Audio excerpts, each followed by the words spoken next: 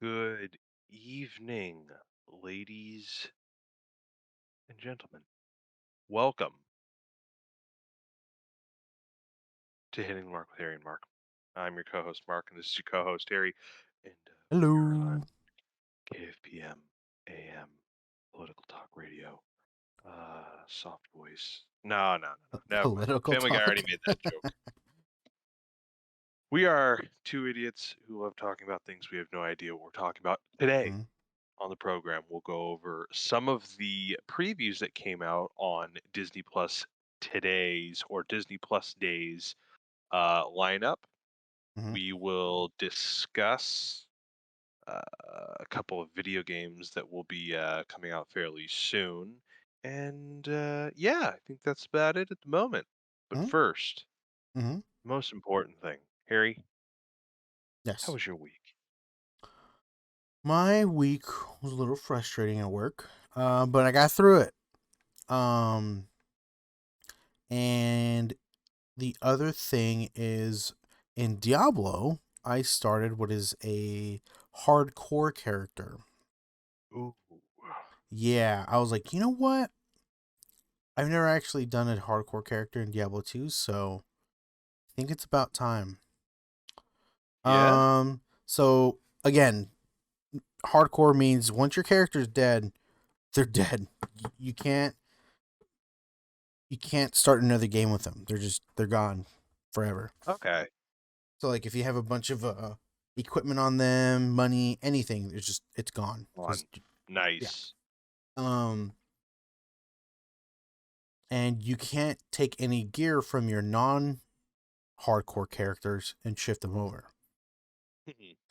So you can't like grind in non hardcore and then like, you know, give like all your good loot to your, hardcore character. Yeah, no, that's not happening. Its own separate stash and everything. And so I was like, you know what, I'm gonna start one. And so I was just casually playing, boo doo doo doo doo, and I got not too far. I think I was like level 9. No, I was like level 12 or something like that. And I got, and I was being careful too, right? I was like slow, not pushing hard, and Methodical. mm-hmm. And I was like, hey, I'm doing good. But then like I was playing a paladin. Okay. Yeah, so it was my first time playing a paladin. I think since I first played Diablo 2 like 2 decades ago maybe. Um and so I was like, okay, cool, like, hammered in, it's going to be fun. Like if I read online that it's like probably the safest character to play in hardcore because they have a lot of, auras that help with defense and stuff like that. In all what's called all res, which is resistance to all elements. You know, so I felt good. I was going in. I was found some good loot, and I was like, oh, sick, dude, this is awesome.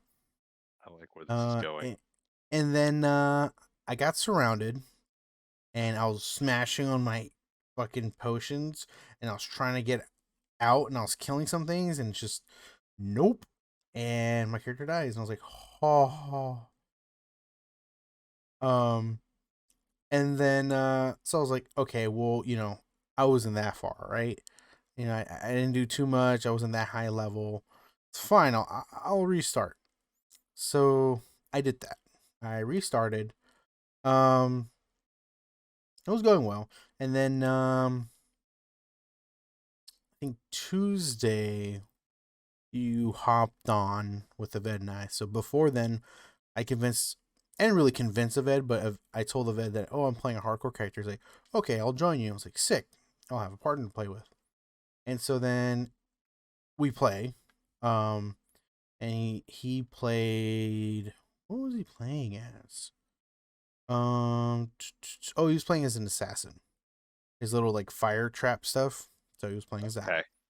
Okay. So the usual, you know, character he plays. Which is a safe bet because you just throw down a trap and you run away and you let the traps do all the damage.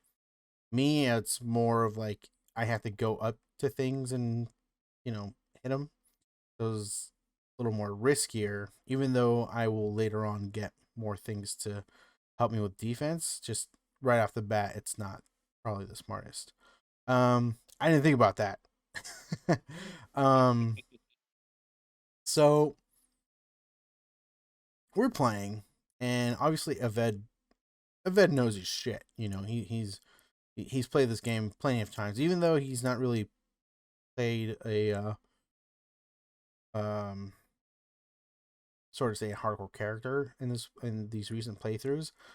He still knows how to play the game, so he's better at it than I am.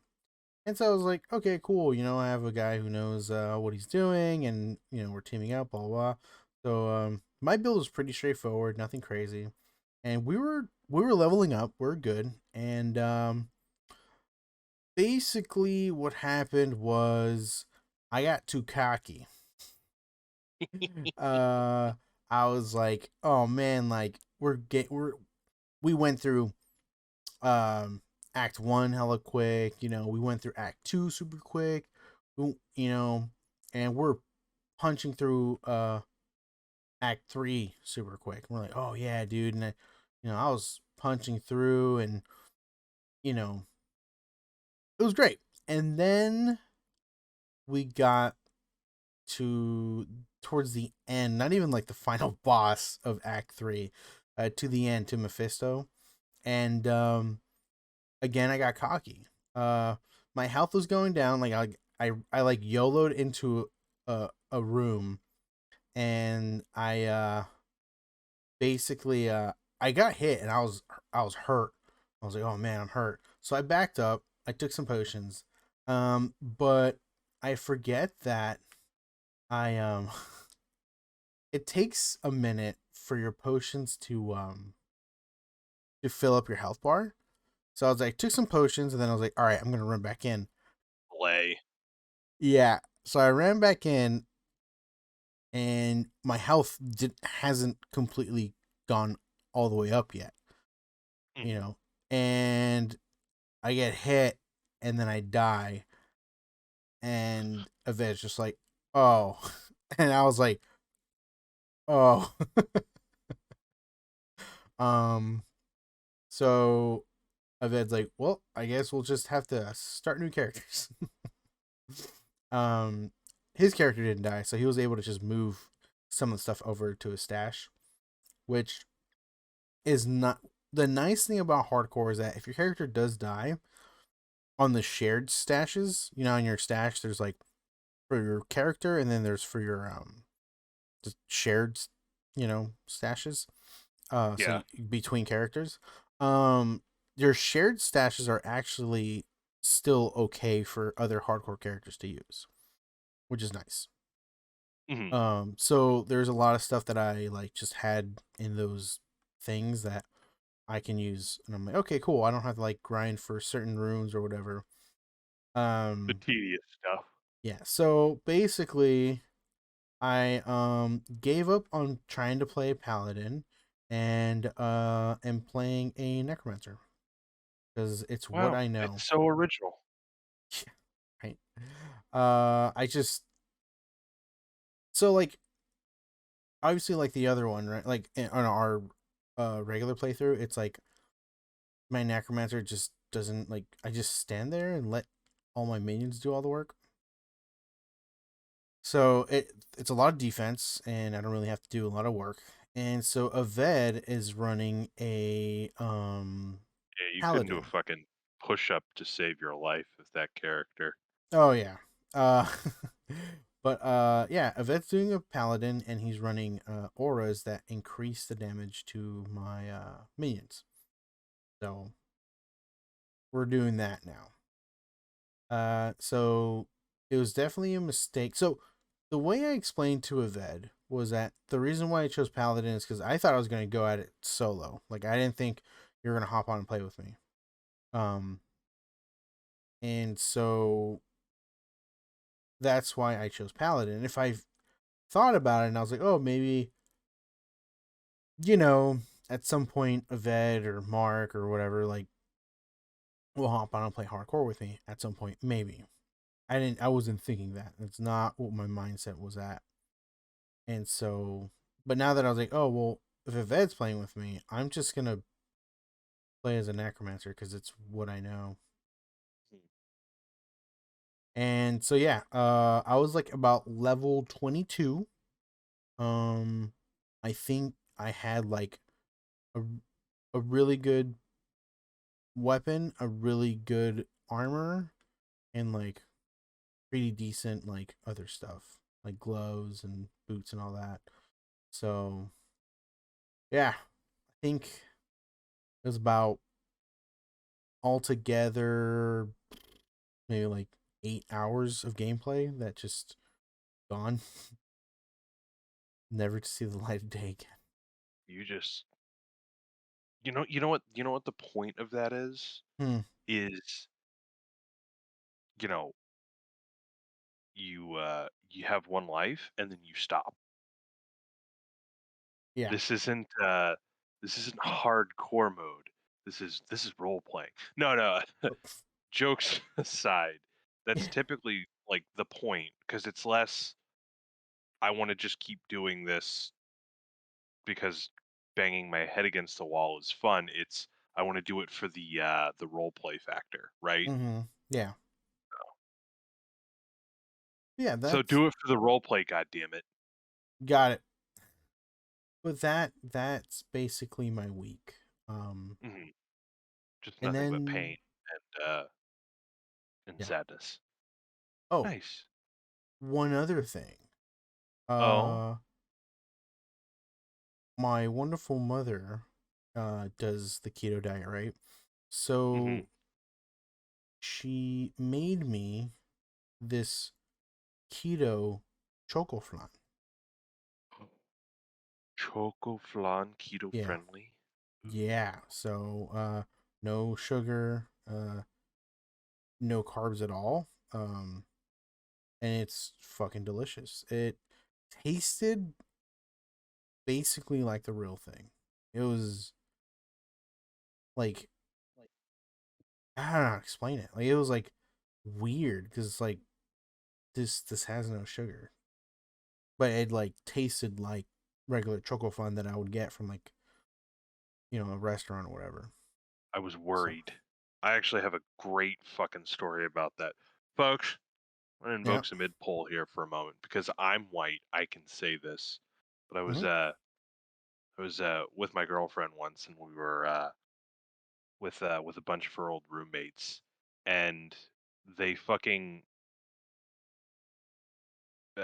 parentheses white end parentheses were like, oh hey, we totally made some flan for you guys, and it was like this. y- Anyone who like enjoys flan knows that it's like this beautiful cream and like amber color, Hmm. and this thing was like brown and white. Like I'm talking the colors that you do not want associated with your flan. So they're like, oh, we made it for you. Oh, it's we're so excited and da da da da. So Stace, my girlfriend, Stace and I have a bite each, and this thing is fucking dreck. This shit is awful, right? Yeah. And we're trying to like, oh yeah, no, it's so good. Oh yeah. And these fuckers dig in and they're like, oh man, unironically, this shit is so fucking good. Oh man, fuck yeah, we should cook this more often. Oh So god. yeah, yeah, that was an experience. White people.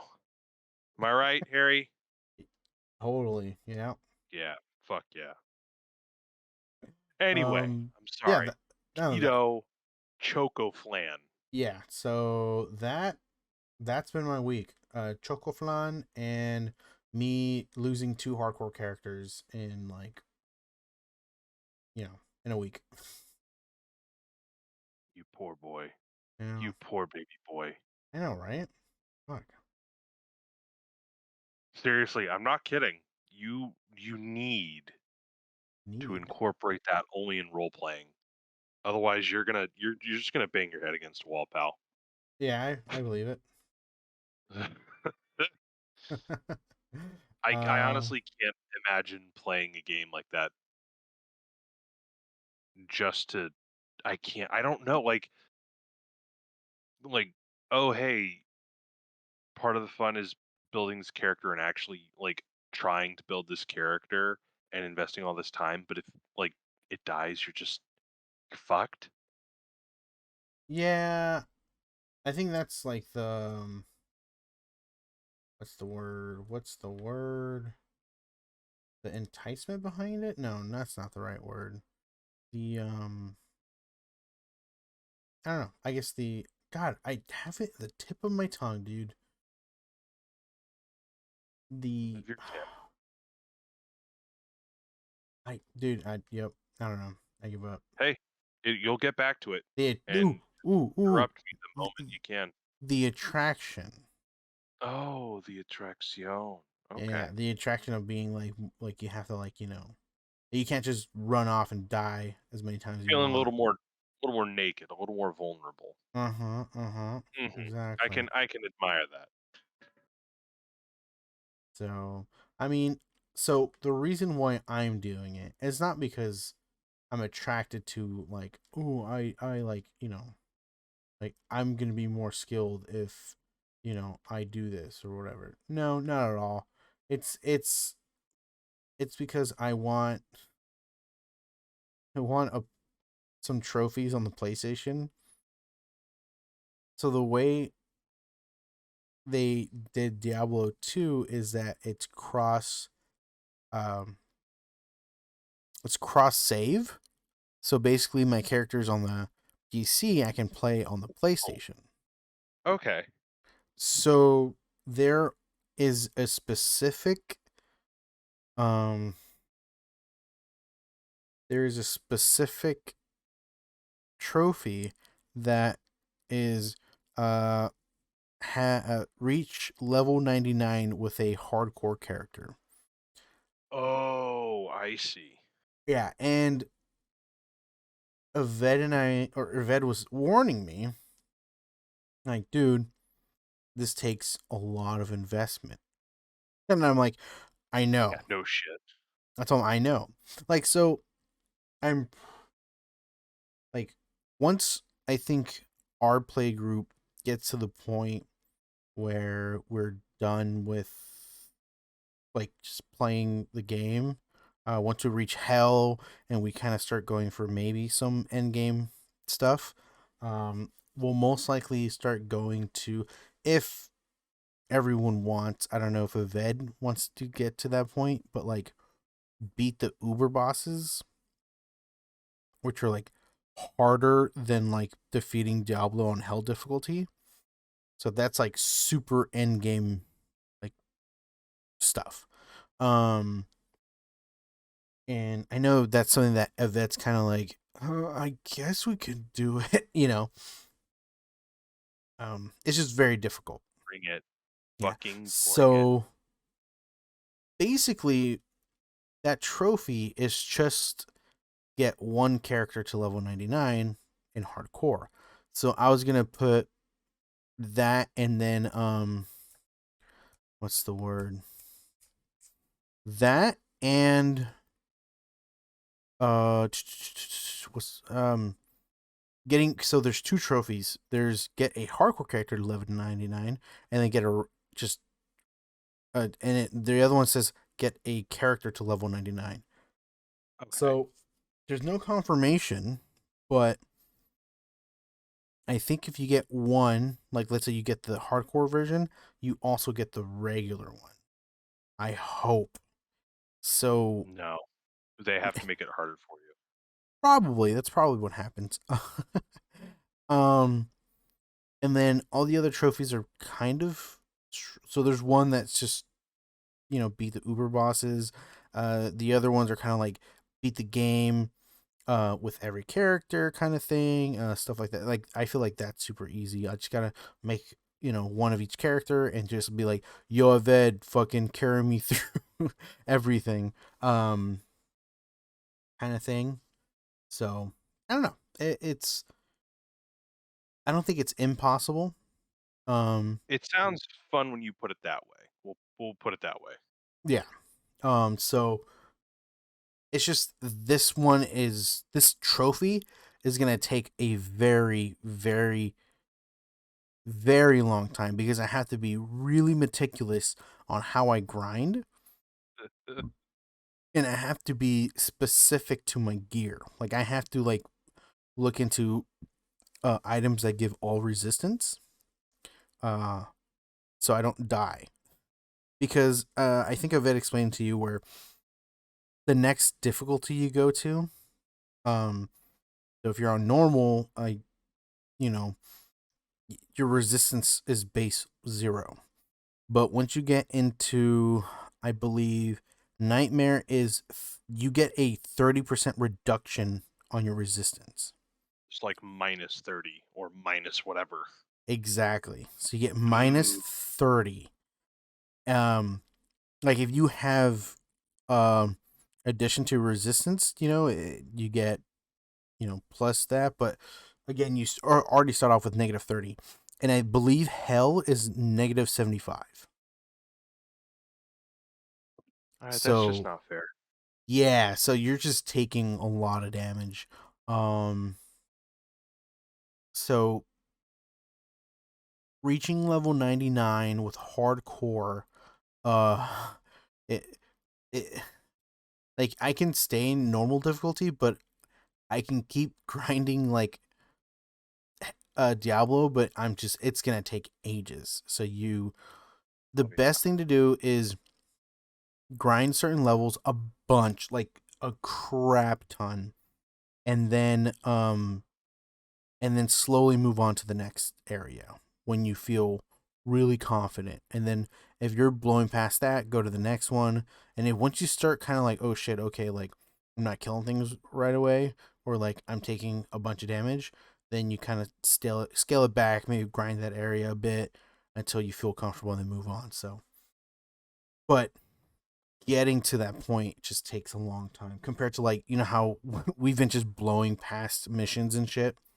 Um, Yeah, not going to be the same when we get to your level. Yeah, so hell difficulty is going to be hard for all of us once we get there because um a vet explained it to me once where like the obviously the enemy level increases, right? I think it's like the highest I've seen is like 80. Like enemies are like level 80 and stuff. Um and also you run into more champion packs. So just overall stronger enemies. And obviously the negative 75 resistance to everything. So Yeah. that makes it really really tough. But it's totally doable, especially in a group. Totally doable. Because like our I think our what's the word? Our combination of people like is really good because Aved is basically like a DPS because he just drops traps and kills everything. I'm like a straight tank because my minions are just have a lot of HP and they just go and just take all the damage. You deal a lot of damage yourself, and Taylor's sorceress. It, if you basically the sorceress is just hands down the best character in the game. Once you build them correctly, they are hands Yeah. down just do the most amount of damage and just can't be touched. Watching a room get cleared full of fucking characters or hostiles that I'm just like darn, darn, darn, 1 bit of health, darn, darn, Yeah. darn, 2 bit health. Just makes my jaw drop sometimes. Mm-hmm. Yeah. It's it's nice once you have a pretty good sorceress there. And while we're grinding, the cool thing about the sorceress is the sorceress, because you know how you have the waypoint and then you have the place that you want to be at. Like it's kind of like a few screens away or whatever, like or it's a long distance. The sorceress has teleport, so the sorceress character can just teleport all the way to where we need to be, throw up a portal, and then we just show up. That's bullshit. Yeah. So that's another convenient or That's another fucking bullshit. reason why Source is convenient. They like Aved posted up a quick video and like he like teleports through like a big area, goes to the next area, teleports it through again, goes to the boss, beats them, gets the loot, and then leaves the game like in the matter of like a couple minutes. Um, it's just that's sorcerers. And if you had a group, you just by the time when you get to the boss, you just throw up a portal. Everyone comes back. Everyone goes in, and then you fight said boss, and then end game. Go to the next one. Oh yeah, dude. Rinse and repeat Um, until you're fucking level 99. basically, that's the gist of it. It's just I I can't die. I'm not supposed to die. Yeah, kind of got that impression. Yeah. Yeah, but we'll see because God. I've already died twice. I'm looking forward to seeing how many characters you go through. Hopefully few. Hopefully, this is the one because I think Aved mapped it out, and I think he said you need. Okay, I could have. I want to say 100 hours of gameplay to get to 99. It's not worth one for one. Less than one for one, actually, Yeah. if I may. So, but I could be wrong. And he could have said 400. Jesus Yeah. fucking Christ, please let So, it just be 100. um, not 100% sure, but either way, it's gonna be Fight a grind. the challenge. Yeah, it's gonna be quite the challenge. And at, the thing is though, at the end of of it, I'm gonna feel very accomplished. I'm gonna be really stoked and be like, I dude, fucking hope you I did it. I are. fucking did it. Um, and the thing is, I don't own Diablo 2 Resurrected on the PlayStation yet. I'm just Uh-huh. prepping. I'm just prepping. So when I do own it on the PlayStation, because PlayStation Network does this thing where they give out free games like once a month. Um, and I believe I told you or said in the podcast before where that's where they actually gave out Shadow of the Colossus for free. They gave out the new Modern Warfare 2 remastered, the campaign for free. Um, and a few other really good games. Oh, the Uncharted series, the remastered for the PS4, that was came out for free. Uh, they had some really good lineup of games. Most of it's mediocre. I think they had like Tennis 2021 or something like that. Something really not that great. And then a bunch of like random games that I think are kind of like indie-ish and okay, but um, occasionally you get like a good game. Like I think maybe like a month or two ago they gave out like Black Ops 4, which is like I think 2 years old, 3 years old or something like that. It's just Yeah. like Eh. yeah, no one plays this. I believe it's the one before the before Modern Warfare, the most recent Modern Warfare. The Okay. one we started playing again. Oh, right. The Yeah, one, the yeah, the one with reboot. Warzone. Yeah, that one.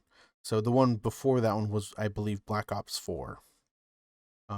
Yes, and eh, eh, mm, eh, it's whatever. Um, but yeah, so maybe at some point PlayStation will give it out for free.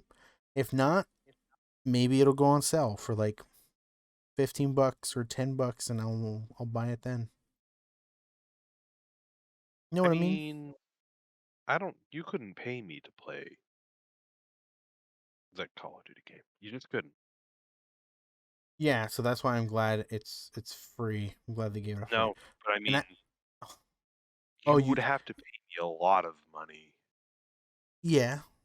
I'm just fucking with you. Well, it's funny because it's just sitting there, and I was like, because remember I told you I platinum the original or the reboot of Modern Warfare.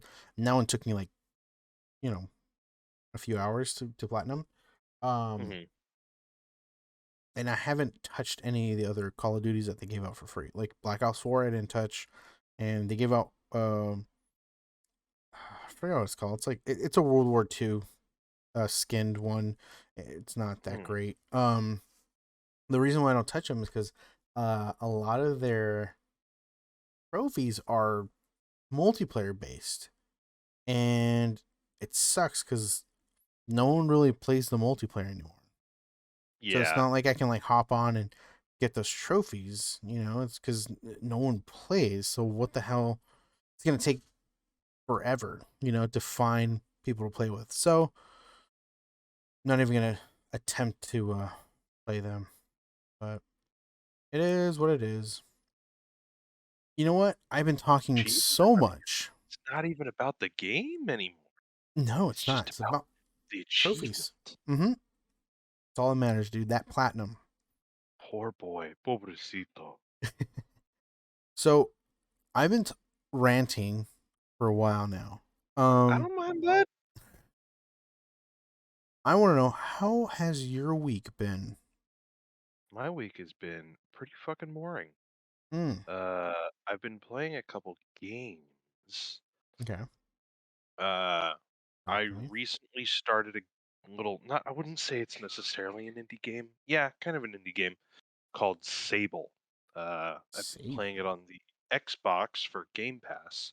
Uh, Yeah. it is in the art style of an artist who I really like, Mobius, Jean Girard. God rest his beautiful fucking soul. Mm-hmm. Um, for anyone who's not entirely sure, like his visual style on screen is pretty much like The Fifth Element, but he's been doing fucking comic book work and illustrations since like the fucking 50s and 60s. Hmm. Uh yeah, I don't know why. I just love his art. It's almost immediately recognizable if you know like who he is and associate his art with him. Anyway, Sable is a game that has that specific art style. Seems to be kind of like an open world uh exploration Mm, and I don't want to say like collectathon. Um, the point of the game at the moment that I'm playing is you play Sable, the titular character, and you travel across this environment of this desolate planet, going from like camp to camp, and okay. they have all these rituals and these individual like rites of passage, and you're rewarded like masks and robes and upgrades for your like speeder bike that you use to traverse across the area. Um, Okay.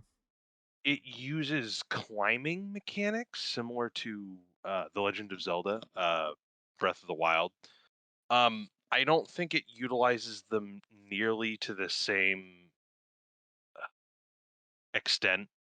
Uh, you have a stamina gauge. You can climb almost any surface, except I feel like similarly with what was that game that I started playing when we began this Phoenix Rising. Oh yeah, yeah. The yeah, it's almost in that kind of vein, that like large, super open world sandbox explorer. Except there isn't too much going on. Okay. There are a lot of puzzle-based mechanics in the game. There's no combat from what I've seen so far, Hmm. uh, and I don't mind that. I ultimately enjoy it as a time-consuming endeavor, Yeah. not something that I have to get too invested in. I realize that because I've heard people talk about like games as they get older as things that they can invest time in without having to like worry, like a like a something that doesn't necessarily require like leveling up necessarily. Right. Uh, Yeah. so I kind of enjoyed like playing for a couple hours, stopping, playing like 3 days later, and just not really doing much because this area is huge and there are puzzles throughout all of like the wreckage of this land. I'm getting the impression that it's kind of like in our universe but in the future. Yes. Um it has a very like rust bucket kind of feel, like Yeah. scrounged technology, yada yada. Yeah. And then there are like crates inside ships that say like things in English, but like Mm. I don't know, it's just fascinating. Like you get the impression that this civilization has been here for like 1,000 years or 2,000 years, but some of the machinery that you see scattered across the wasteland is in English. Oh. Um, so there's a story there that I'm not quite tapping into yet, but I always have a habit of whenever I play a game and there's like a tutorial or an open environment area. Oh, fucking Deathloop. Deathloop is a great fucking example. Mhm. You begin the game on the beach, right? So the start of the game is you're on Okay. this beach, you wake up and you kind of go about your day. And what ended up happening was is I was stuck, or not stuck, but I spent all this time exploring these areas that you can explore to a huge extent in the tutorial. And then I Oh. was like, "Well, when the hell is the game gonna start?" While I'm, like, sitting there, like, pickpocketing and, like, collecting everything I possibly can, and the game Mhm. isn't necessarily designed to do that. So, here I am, I just got out of the beginning area, and they're like, "Go here," and I immediately went in the opposite fucking direction. Um, Mm. my, the first rule I ever heard when it came to playing fucking Skyrim was always sweep left in every environment until you get everything that you need from the dungeon and then complete the rest of the level. And that's pretty much what I do, except I went to the right.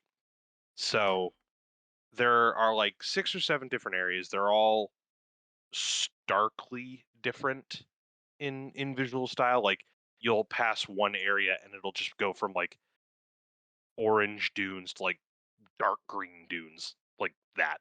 The Huh. entire area is like arid desert environment, but the color Mhm. pattern and the color saturation is like really, really pretty. Nighttime Mm. colors tend to blend together fairly easily, and Mhm. then morning comes and there'll be such a stark difference. Very, very beautiful color choices, color analogous colors and or Jesus, complementary and Yeah. analogous colors. Okay. Um I get the impression I think I'm coming to an age in my life where I really dislike sandboxes. Okay. Um, I'll get to that later on when we're talking about Halo. Um, but there is so much to do in this world, and it's very, very Mobius, like strange terrain, interesting, like gigantic, distant, like monuments or statues. Uh, Very gorgeous stuff. And there isn't much to do, but I feel like if there was a lot to do, I would be complaining the same way I do about like the modern GTA and Red Dead games. Uh-huh. I just want something I think a little more meaningful because the main thing that you're doing is you're just collecting stuff to increase your stamina. You're collecting like scrap and masks and robes. So you don't see anyone's face. Every tribe member, every member of like these camps has like a mask that covers their face and different robes according to the region that they're in. Okay. And you can buy them with scrap or you can find them doing stuff or whatever. And I feel like it's just cosmetic. The only thing that you're really upgrading is your traveling vehicle, which is like this hovering bike Hmm. with wings. Fun stuff, but the traversal isn't really all as fun, I think, as it could be. The handling is awful. Um, Uh, when I was saying before with your traversal mechanics, I think from what I've played so far, and this is by no means a professional answer, none of this is, but I think Legend of Zelda started or reinvigorated and perfected the stamina and traversal system okay. right then and there.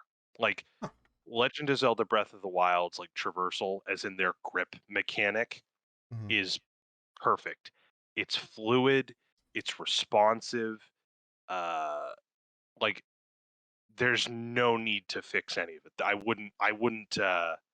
wouldn't have any notes. Okay. With Phoenix Rising, I would say that it was clunky, and with this one I would say that it was jittery. Hmm. Um it's very jittery. It is also clunky, but I was trying to find some, different fucking synonym. Um and I think that hinders the traversal a lot because a good portion of what you have to do is like climbing and like mind puzzle stuff. And what makes the puzzles in Breath of the Wild so fun is your ability to easily maneuver them. Or, for the most part, sometimes the cameras can be a little fucky with some of the Mm. abilities that you're using. But yeah, still fun, but I do feel that there's a lot to iron out with some of the traversal and some of the mechanics that they have. Okay. Yeah, altogether, still a very fun game. I don't need combat. I don't necessarily need there to be like a million different things. I like some of what they already have. Like, oh, hey, this is just cosmetic, and that's fine. I just, I hope I'm getting across what I feel like I'm trying to get. I feel like Yeah. some of the mechanics I wish had more of a personally fulfilling end goal instead of just like just being that, or Yeah. just being it, just being abrupt. And then I also Okay. don't want them to be time consuming for the sake of time consuming, because this Mhm. area is fucking huge. It's not very like densely populated. That's the thing. Most of what populates this like area are uneven dunes and like rock formations. Okay. Again, very beautiful, but the problem is in a sandbox you have all this freedom. There's really nothing to do that I think that's fulfilling. Mm. That's all. Okay. Because when I play, uh, God, I don't mean to compare, but when I do play Legend of Zelda, there isn't always a goal. Like, sure, there's a Right. goal when you're fucking with the dragons, and that's some of the funnest stuff. But it's like they come in randomly at a specific set time, and you can choose to go over there and do something, and it's fun to just kind of bask in their magnificence and try to get like a scale or a horn or something. But it's not like integral to the story or anything. It's part of one of the more enjoyable like uh resource management kind of gimmicks that a game has turned out. Yeah. Yeah, fun stuff, really enjoyable. uh Needs a little bit of work on its I think the smoothness, the fluidity of its Mhm. its its climbing mechanics. um Art style is gorgeous. Music is pretty good. Control is needs a lot of work. But yeah, Yeah. good stuff. And then Okay. the next game I played is Back for Blood, and I'm not even going to get into it. Got it. So yeah, talk about why not just play Left 4 Dead? Ah! I mean, Anywho, you're not wrong. yeah, I will get into it for like a minute. Okay. I just I like when games it's like I was telling you this before about a film where Mhm. I feel like uh I don't know what movie I was bitching and moaning about, but where what makes John Wick good or what makes another movie good is it at least does one thing flawlessly, Yeah. right? Where it's like, no, John Wick isn't a good comedy. It's not even like a good adventure film, but it's a great action film, right? Yes. And it's a well-directed action film. So it gets to be in that pantheon because it's good at that. I feel like Left 4 Dead is perfect at what it wants to do, and it Mm-hmm. doesn't need anything else to make it better. Like, it doesn't need a card system. It doesn't need, fucking aim down sights. It didn't really need any of that to be almost perfect as a game. Yeah. Um, and then they did this, and it's fun. Like, it's fine. I had a big fucking problem with starting the game, and my controller sensitivity was dog shit. And Mm-hmm. then I tried fixing the sensitivity, and like it was too sensitive, and there wasn't any like what's the term, curve or curve? Yeah, Yeah. it doesn't matter. Anyway, the stuff that uh they micromanage in something like Warzone, where it's like you can control like the axis of sensitivity. So that was kind of a shit show. Um, Believe it or not, like the gun feel and the kill animations don't are not as rewarding, I think, as playing Left 4 Mm. Dead. Like, there's a great bit where it's like you'll shoot a Zed or a Zeke or a Zoom or a Zom as they're running at you, and they'll kind of bounce a little bit. Of course, it's like late 2000s animations, but it still feels good, right? There's Right. like a rewarding feeling every time you pop one of these guys, even with just a pistol, or like when it like falls and it's on its knees and you kind of pop it like 5 or 6 times because you're a sociopath, and Yeah. it's just kind of like pulling a platoon, and it's like you don't kind of the feeling isn't quite there with Back for Blood. I think the card system adds like it tries to add like this sense of nuance to how you play the game and your disadvantages versus like your aptitude and your leveling system. But again, like there are so many like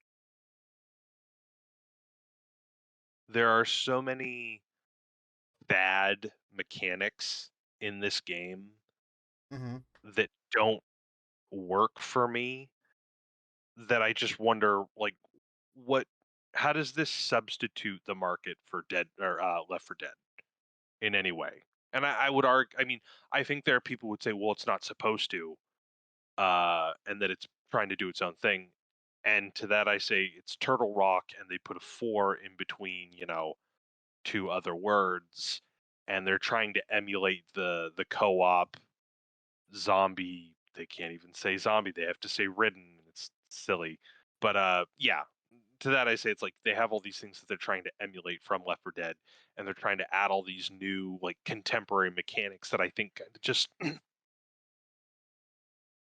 get in the way. Yeah. But yeah, again, like when God, I have to put a disclaimer every time I say it. Just because I'm harping on it doesn't mean I don't enjoy it. Right. Um, like it's still Left for Dead. Like I enjoy Left for Dead no matter what, and I'm gonna enjoy playing something like this. But when it comes to like what are you just so content playing in the Left 4 Dead franchise? I'm gonna say Left 4 Dead 1. Like Right. the Same Left 4 here. Dead 1. So but yeah, that was those are the two games that I've been playing. There are a couple others, but I don't really want to get into them yet. Uh, but yeah, that's mainly my week, just bitching and moaning about games. My Like, my paint thinners came in, so I can oh, actually continue painting, like, and I'm gonna finish my fucking my thing tomorrow, and then I'm gonna try figure out which one of my next models I want to paint next. okay. Yeah, so I'm Well, excited. better I'll keep us send you posted. pictures and you can validate my hard work. I Yeah, will. fuck yeah. All right. All All right, that was right. pretty good. That was a good little zinger. We got to hear you talk for a long ass enjoyable time. I got to Yeah. hear about all the people that you've irresponsibly gotten killed. Should be ashamed of yourself. Sorry. didn't do it on purpose. I don't believe you. Um. All right. Let's. Those were our weeks. 50 minutes in, our weeks. Perfect. Now we have 9 minutes to talk about everything. No, I'm kidding. Right. Um. So, what did we want to start with? Do the teasers, man. Let's talk about the teasers.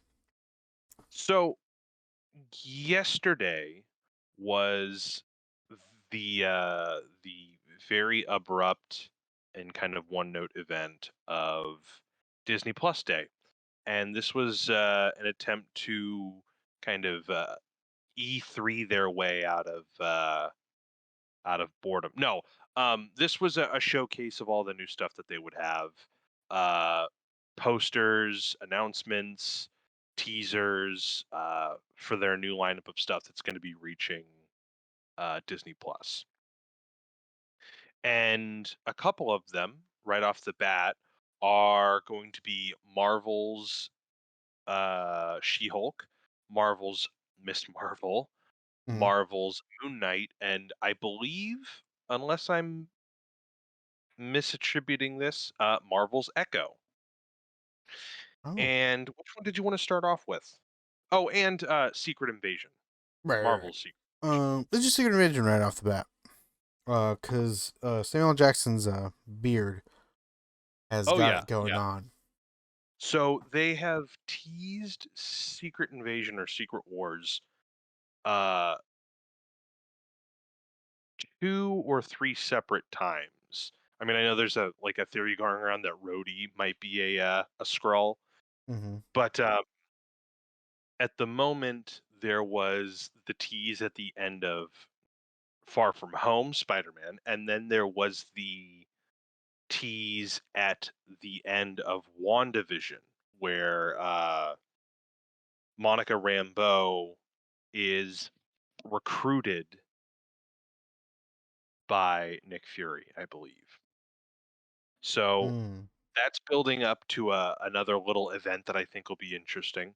I don't know much about Secret Wars or Secret Invasion. I know that it's kind of like a Cold War involving Skrulls who have intercepted, or I'm sorry, intercepted, uh, who have infiltrated the Avengers or human society, and they're kind of invasion of the body snatchersing people, Yeah. and they're taking on their identities. So that'll be interesting. The only thing associated with that was an image of Samuel L. Jackson bearing a full gray beard and eye patchless. So, ooh, I personally love when Samuel L. Jackson shows his age. Like, man, Mm-hmm. that gray beard just works. It's true. Yeah, yeah. What's the next one? Hit me. Uh, so Miss Marvel, it wasn't Mm, too much to it. It was just kind of showing the actor who's playing Miss Marvel, Kamala and Khan. yeah, and then that's about it.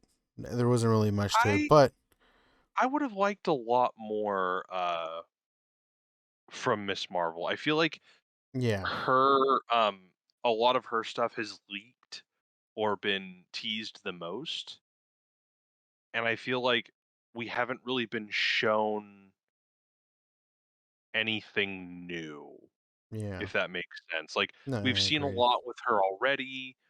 There isn't much that the teaser really teased. Right. But all the same, I still like it. I'm I don't know much about Kamala Khan. She's a fairly new character in the Marvel comic or the Marvel Comics franchise. Yeah. Um, but she has made a lot of headway. Made a lot of She's making Yes. waves, ladies and gentlemen. She's making waves. No, she's a fairly popular character already. Um, she was also in the Marvel's Avengers game too. So I mean, Oh. it's a pretty fucking strong opening for her as well. Mm-hmm. Um, do we want to keep going, or we want to speculate Yeah. on this a little bit? Um, if you have speculations, drop it, dude. No, no, not particularly. I think this could lead into Marvels. I think it's called. I don't the sequel to Captain Marvel, Oh, which will probably feature Monica Rambeau as the other Captain Marvel and someone else. But I would love to see uh, multiple characters in that situation. yeah. I'm disappointed because I would like to see uh, Brie Larson kind of have a bit of her own screen time, but I Yeah. can't have it both ways because I would like to see more integration with multiple characters, and Mhm, this is mhm. a solid entrant or instance to do that. Okay. Yeah, no, But yeah, I can get behind that. What's next? She-Hulk?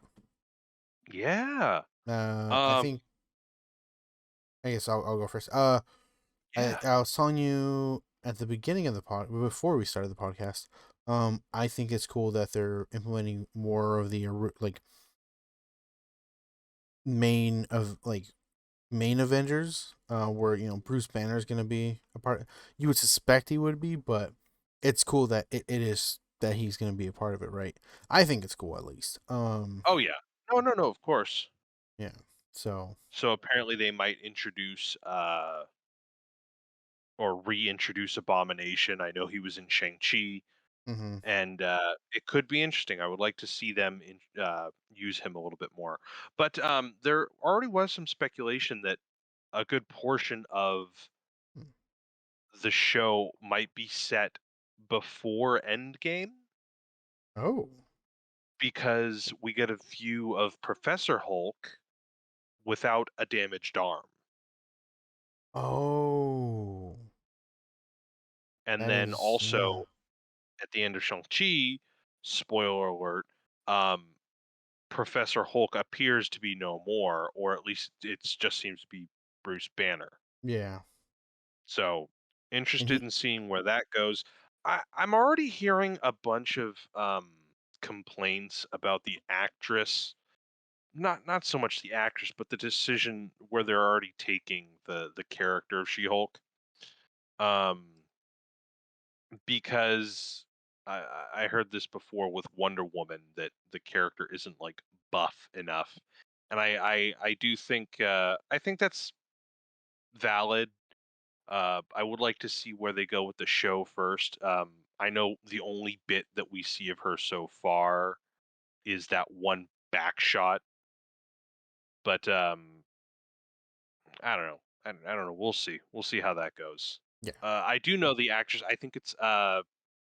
I can't remember. Her name. She was in the Dollhouse.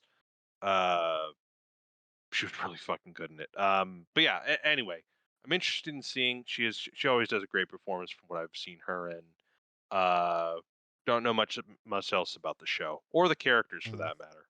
right. Yeah. Same here. Uh, I will say.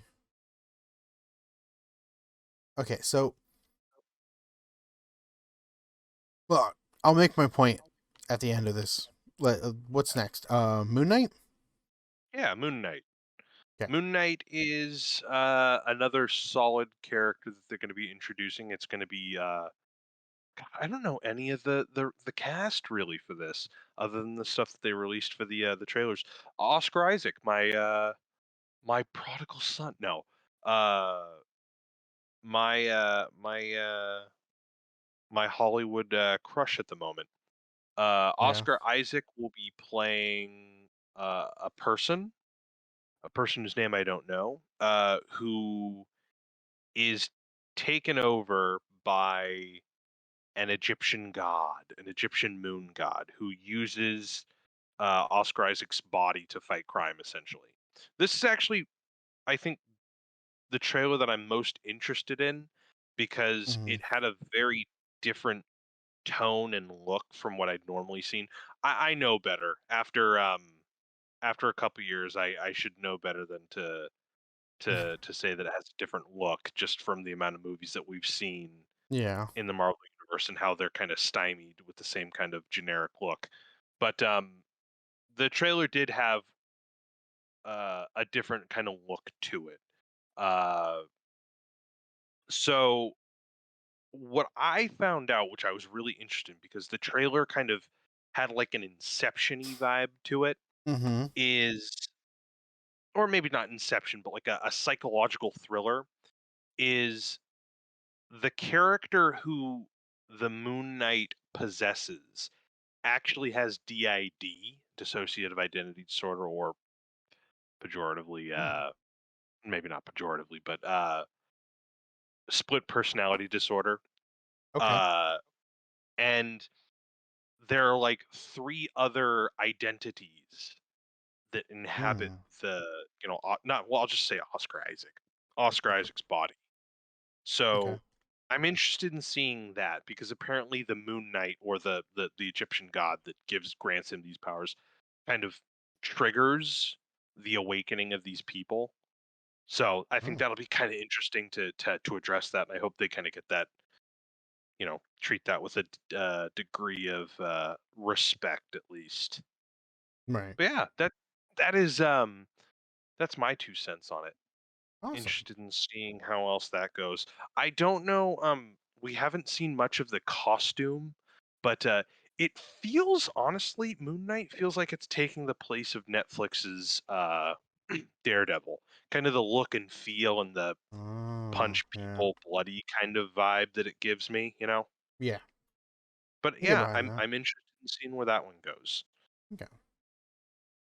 And What what else was there? else? There was well, there's not that was all Marvel, right? Yeah. Yeah, There was the Boba Fett trailer. right, that actually came out before Whatchamahoo's, I believe. Before. Before, uh, the Disney Plus day. Oh, okay.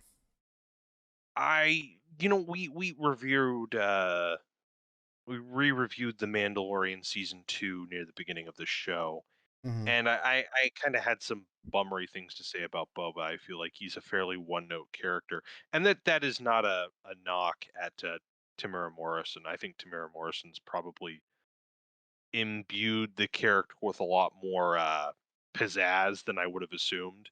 But I just Mhm. overall felt like Boba Fett is a fairly one note character. There isn't really much to him, and from what I've seen of the trailer, I'm not all that wowed. I'll watch it just because again, it's Star Wars. I love Star Wars, and Yeah. I enjoy the character of Boba, even though I have had said my piece, but I really want them to, if they're gonna do something, give the guy a little bit of texture. Like, they already kind of made Tamura Morrison work out a bit, which I thought was a bit of a bummer because the Yeah. internet fucking shamed the fuck out of him. And my girlfriend and I were talking, and it's like, oh wow, he actually looks kind of like buff in this one. And we both kind of got bummed because I actually really liked the idea of him actually just kind of being a bit burly. Okay. Like, that'd be kind of fucking cool, right? Like, he's got a bit of a gut, but he can fucking rip your head off. Yeah. Like, there's always this, like, the bad guy's always like this, like, perfect body or like scarred or whatever, and he's got a bit of that both. But, like, within the universe of Star Wars, we're talking about a dude who, like, crawled his ass out of a Sarlacc pit and spent 5 years on Tatooine that we know of. And just Right. like at the drop of a hat gets his armor, puts it on, got a little bit chub, sure, whatever.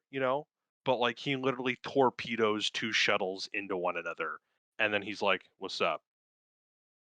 So it's like I don't know. I get the impression that it's like with this new Boba that like, oh, you can't be a Thickums dude and still be a fucking badass. I kind of like warts and all. I thought the idea of Boba getting a little, like getting a little bit of like, age chub was kind of cool and still being a badass. I know it wasn't Mhm. Mhm. intentional, but like Tamara Morrison's like 50 and he's the only thing in my opinion that's really given Boba Fett or the Fetts at all any texture Okay. as a character. And it's like who gives a shit? In my opinion, seriously. So I don't know. just one minor gripe on my end. But oh man, so he's back. Tamira Morrison playing Boba Fett. I don't remember the name of the other bounty hunter. God, what is her name? I forgot their name, but Perry. I know. You were Okay, yeah. telling me her name like yesterday. You wouldn't shut up about it. Mulan. There we go. You racist. Wait, I thought they were the voice actor Mulan. No, am I wrong? Shran. Shrand, I think. Fennec Okay. Shran. There we go. Yes. Fuck yeah. Okay. Did it in one try. Remember the Thanks name. for not fucking helping defend me after calling me racist. God damn it. No, no, no. Is that the voice of Mulan? I actually don't know. I thought it was. I'm pretty sure it is. Okay. Oh, okay. Cool, cool, cool. I could be horribly wrong, but I swear cuz I think she was in the main in the live action one. Um She she totally is. she was in it, like, not like for long, you know what I mean? I don't know if she like played the mother or the sister or something like that, but she played a role in the live action Mulan, and I know she was the She voice was totally actor. the voice of Mulan. Okay. Okay. I only know this Oh man. because Livy told me. God, Livy's so helpful. Yeah, You're she's really lucky. good. She's really good with voices. She's like, "Hey, that's the guy from, or this is the person from blah blah blah blah." I'm like, how do you know? You How do you know? recognize Yeah, it's it's crazy because it happens in animes and we watch subbed, right? So we don't know what they're saying, right? You know, we don't really understand too much of it, but she can that? just on like, oh, that's the same voice actor for this person in this anime, and I'm like, are you sure? And yeah, she's totally 100% right usually the time. Nice. It's Dude, it's that's actually pretty cool. still freaks me out occasionally, but that's okay. So, so it appears that at the moment the only returning Jesus. Okay, breathe. The only returning Breathe. characters are going to be Boba Fett and Fennec Shand, Okay. his partner and kind of like confidant. Yes. Um, and the overall vibe seems to be that Boba is going to try to uh, reclaim Jabba's lost criminal territory, crime syndicate territory. Uh, they are going to. It seems like they're going to try painting him as like this guy who kind of comes up from nothing and builds this crime syndicate, or maybe not. We'll see how the series goes if it gets any traction. Yeah. But God, the sets look good from what I've seen so far. The makeup looks pretty solid. There's Yeah. one Agreed. really great shot of a city that they're in, and it's like, of course it's CGI, but like, oh man, it looks good. Oh, it looks so goddamn good. Yep. Yeah. What else? We Prey. Talk about Prey. Yes. So let's see. Prey, directed by Dan Trachtenberg, Danberg, Mhm. uh, was initially supposed to be advertised free of spoilers as a coming Oh. of age indigenous an indigenous person's coming of age and taking charge and becoming a warrior and whatnot, right? Yes. uh David Trachtenberg really wanted to make marketing for this movie be just about this Native American character named Naru, kind of, oh, hey, I want to be a warrior and whatnot, and kind of breaking social norms and gender norms and whatnot to become Yeah. it because the character is female. That did not work the moment it was leaked that Project Skull, as the working title or production title for this movie, was revealed. When it became clear that this was actually a prequel for Predator. Oh, that sucks. I know, that would have been such a fucking cool thing, right? I Yeah, don't think dude. they could have logistically gotten away with it. Like, there's just no way. But I love the attempt. I love the sentiment, Yeah. right? I'm all Mhm. about it. I'm all for it. Prey, the 2022 prequel to the long fucking running Predator franchise, is going to be set 300 years in the past, so 18th century, and it's going to follow a Comanche woman, again, Naru, who has to go toe to toe against the predators, or a predator, or whatever. I'm not entirely sure yet. Not much information has been released other than the synopsis, which is pretty much word for word what I've said before. Yeah. A trailer has not been released yet. No teaser. The only thing that has been released is the title and a really, really fucking sick poster of what I would imagine is Naru, the Comanche warrior, in the foreground of a misty forest, while in the background is your typical predator standing all predator like with Yeah. their marketably recognizable 3-dot laser pointer. So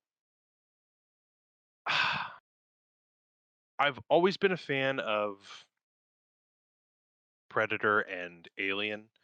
Uh, the first comic books I ever read were the first AVP comics in the late 80s, early 90s. That's not when I read them. I read them in the 2000s when I was a boy. I'm not old, promise.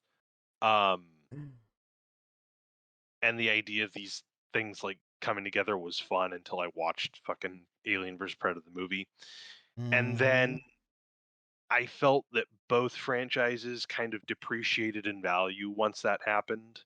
And I couldn't help but be overjoyed when I heard that Shane Black was actually directing the newest, or at the time in 2018, the newest iteration of Predator in the franchise, only for it to kind of be dog shit. Pardon my saying, professionally speaking. Yeah. Um, I don't know why I keep having high hopes. Like, I love Predator, but I feel like it belongs in the past. I'm interested in seeing what Mm. this has to bring to the franchise. Um, Yeah. you know, be that as it may, Prometheus and Alien Covenant did not retread old territory. Mhm. I I will go to my grave glad that Prometheus and Alien Covenant are not about an alien, but are about an android with fucking daddy issues who doesn't like humanity. I love that. That's Yeah. David is my favorite thing about the Alien franchise. Mhm. Like, hands down. The I one of the best characters besides Ripley. I'm behind Um that. High five. Fuck yeah. Anyway, I don't think I've seen anything in that way with Predator. And that's kind of the disappointing part is that I Mhm. Mhm. as much as I hate to say it, I do feel the same way with Predator as I do feel about Boba Fett. I feel like the Predator is a fairly one note character. Um or a one note villain or a one note like gimmick. I love Predator 1. I think Predator 2 is solid. AVP again diminishes the quality. Uh and the Predator just kind of, I think, ruins the mystique for me. Uh there's a point where you have to kind of re-examine how you want this franchise to exist and what things need to be kept.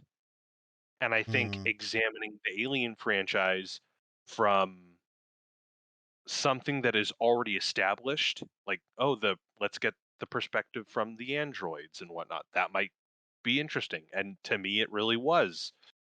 But I don't think there's enough in the Predator franchise at the moment to really Mm. reinvigorate it.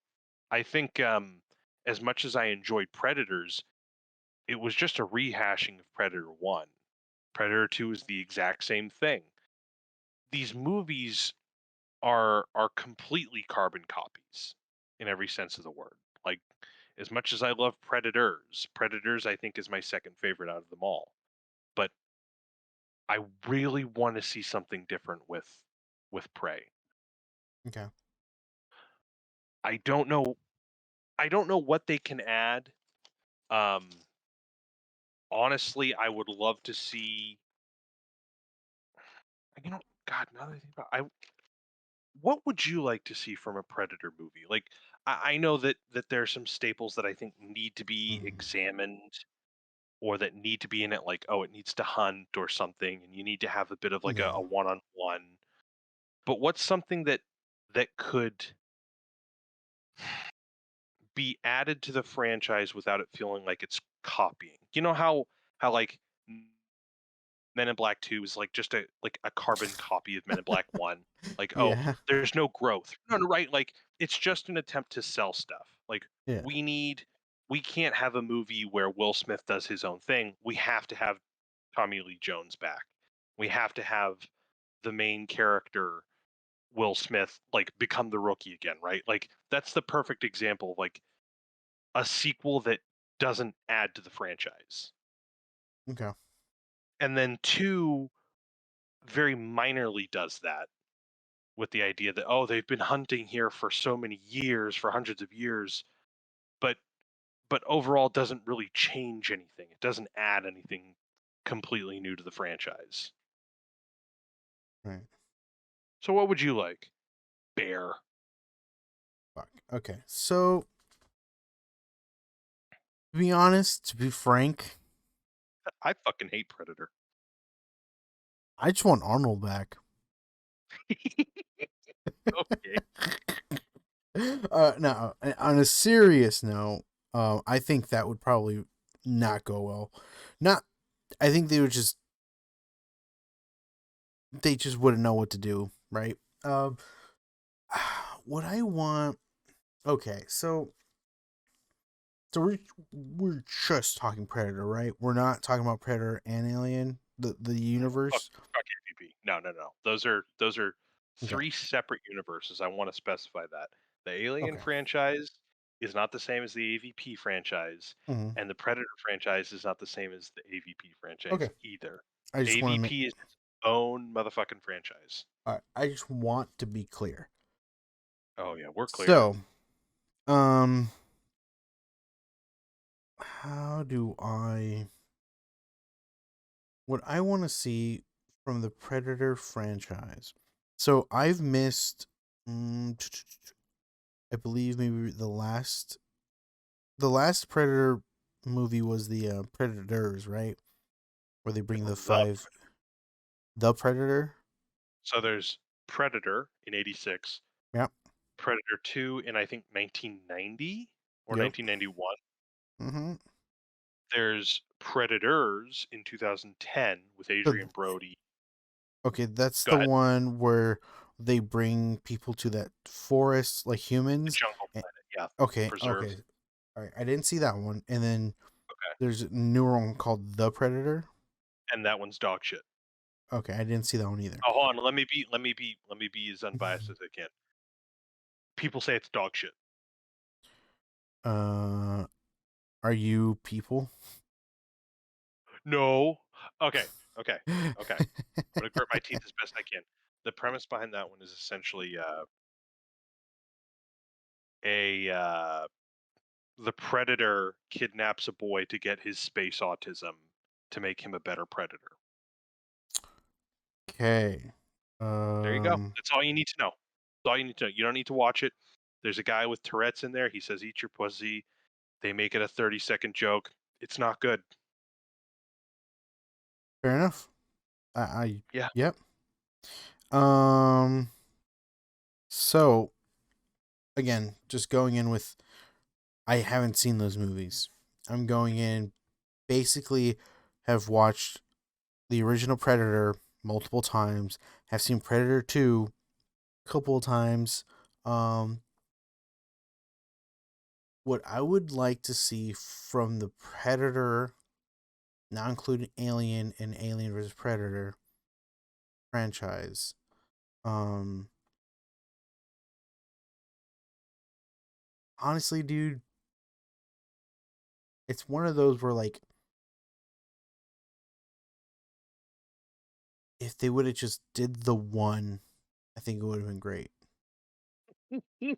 Yeah, right. Like it was so cool. Like I understand like for example, Cloverfield, the original Cloverfield.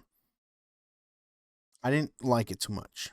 I didn't like the whole first person. It's Found just I didn't footage. found footage bullshit. I didn't like it. But I thought the lore or not the world building, right? Like, where the fuck did this creature come from? You know, I had questions, Yeah. and um, I like when they came out with more Cloverfield stuff. It was just like they're not answering my question. Mhm. You know, like I don't know if they have like this big story that they want to tell. It doesn't look like it to me, but it's just I think the best way I can describe Cloverfield is Twilight Zone with aliens. yeah. So every movie is going to have like nothing, or at least shouldn't. The fucking third one broke that concept. But each one of these movies should have nothing to do necessarily with one another, but need Mhm. to have aliens or Okay. like like monsters or Yeah. creatures of the week kind of thing. And that's actually pretty cool. Like looking at it that Mhm. way, I think that's cool. But again, Cloverfield one, I was super like, where did this fucker come from, right? Kind of thing. Uh, and I think the original Predator had the same thing, right? Like, where the fuck did this thing come from? Like, obviously it's a fucking alien because of all the high tech shit. But like, where did he come from? Like, I'm sure there's questions, and they're like, let's make a part two, let's make hella money. It's just like I think it goes into that where like I watch a lot of anime, right? The thing that bothers me about anime is that um when the series goes too long, and I think Predator is 100% one of those, especially because it's been done by different directors, right? Like Oh it's not yeah. like so it's like you have different directors. I'm pretty sure it's different like different writers and everything. So it's like you're just doling and the story isn't consistent, and it's one of those where it's like at least other series like they have a plot, right? It's like, okay, we have like a full story, but we'll like it's like the Avengers movie. I think it's there's like movies that I'm thinking about, but they already have like pre-written like stories, right? Like any Marvel Right. movie's already going to be based off of a fucking comic. The next one that I was thinking of was Lord of the Rings. Like, well, there's a book that you kind of follow, right? So it's like Yeah. I'm trying to think of like I don't think there has been a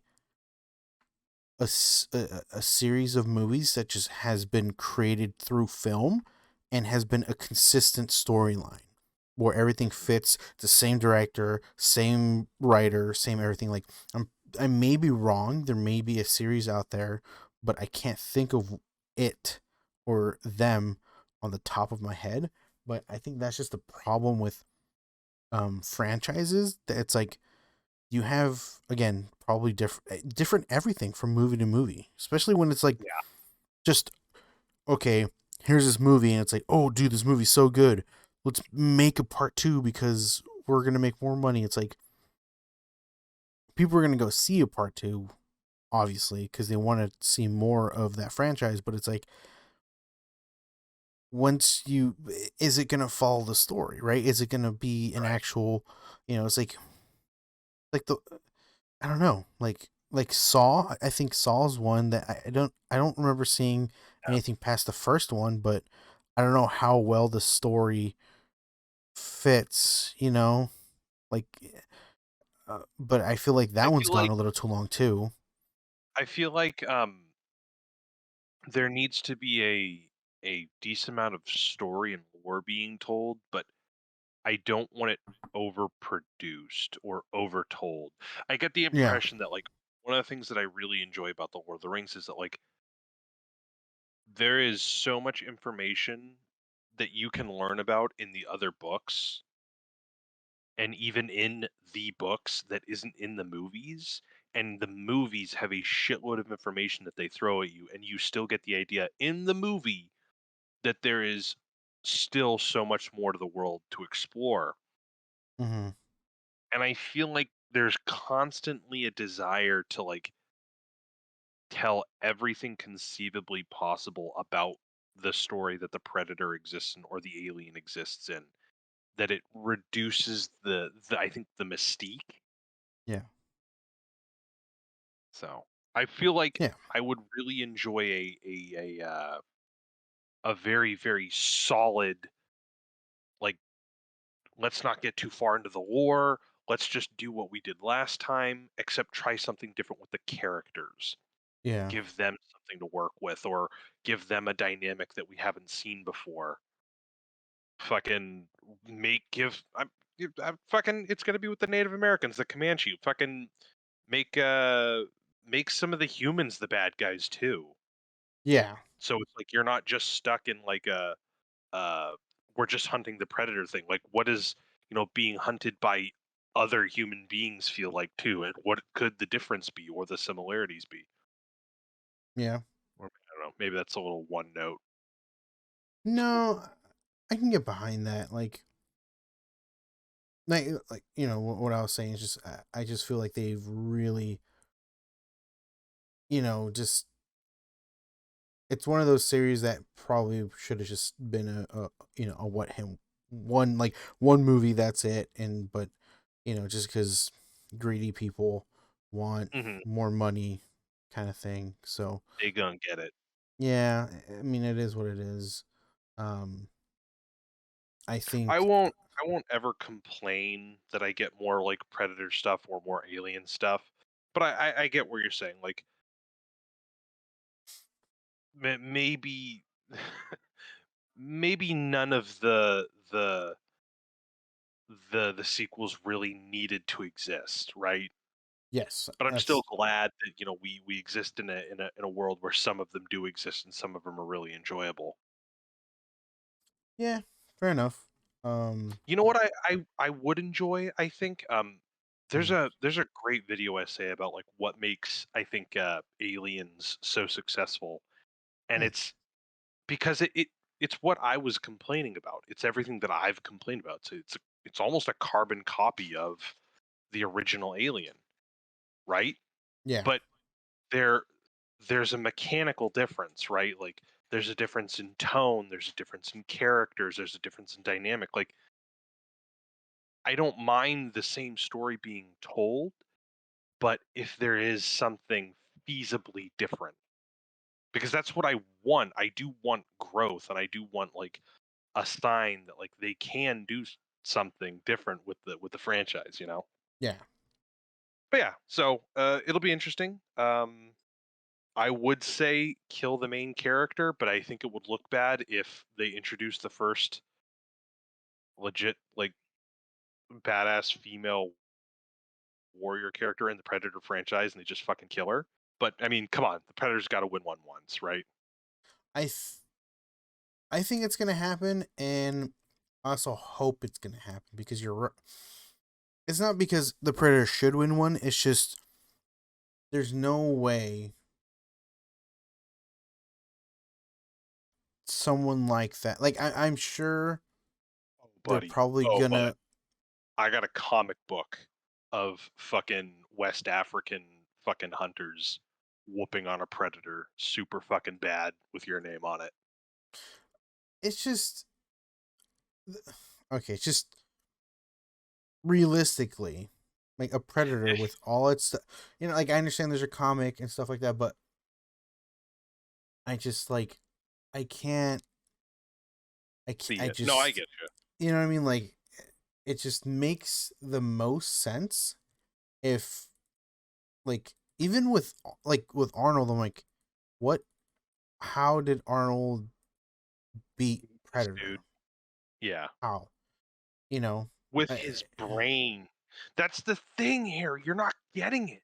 Gotta gotta examine one of the things that makes the predator so good is that he's not like one of the things that people loved about the Predator that they broke down is that the Predator isn't like a monster of the week, like a mindless animal, but it isn't the like anal probe abducting all omniscient aliens that like is on the other end. That's the Yeah. thing, is that what beats the Predator is his own hubris or some of his own arrogance. Like there's a human like fallible quality to him. Like, don't get me wrong, I get it. He's an 8-foot thing with fucking razor sharp claws, mandibles that could fucking gnaw your dick off, and like all the gadgets up the wazoo. But what beats him is his arrogance. That Hmm. moment where he's like, "Oh, this fucking dude thinks he can trap me. I'm gonna take my time," and then fucking Arnie just fucking wastes him. And then, Yeah. like, even take the ending, the very ending where it's like, he is such a bitch that he literally blows himself up instead of, like, Arnie getting the kill. Like, I'm sure there's, like, a protocol, like, "Oh, they can't know we exist," or whatever, but, like, Yeah. that concept of him laughing in the end because he took Arnie's victory, right? Hmm. He killed himself before Arnie could, and thinking he took him with him, right? Right. Like, I get what you're saying. Trust me. 8-foot tall lizard dude, stronger than a gorilla, rip your dick off, throw it in the tall grass, and fucking space cheese can opener, right? Like, I get you. But that's what makes the Predator, or what made in that era the Predator so interesting, is that he is fallible Yeah. in the way that, like, a generic mindless beast or like the finger probe alien omniscient dudes aren't. That's the Mm. allure, is that there is a human quality to him that you couldn't find in other aliens or in other like beast like aliens. Right. Okay. I can get behind that. I just still I still feel like I don't know. Hey, it's okay. I agree with you. Like I that's the whole point, is that I would really like an engaging story. Okay, main character dies, main character kills the predator. I don't care. I would just like that to be compelling. Like I don't just want, Yeah. "Oh, hey, I fell into mud." That's the trick. Like I want like new stuff.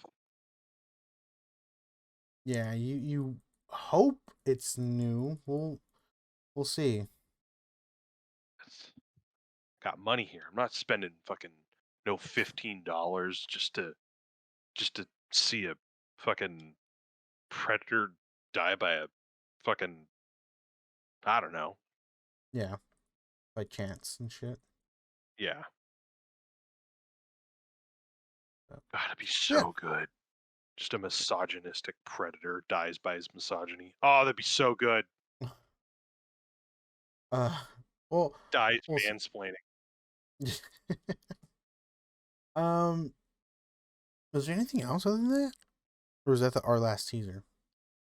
I think that was our last teaser. All right. So, out of all of them, which ones are which ones which ones attract you the most, and Moon which Knight ones? and Prey. Okay. Right For off the bat. for me, it's Moon Knight and She Hulk, and then I would praise up there, but I think the Boba Fett is.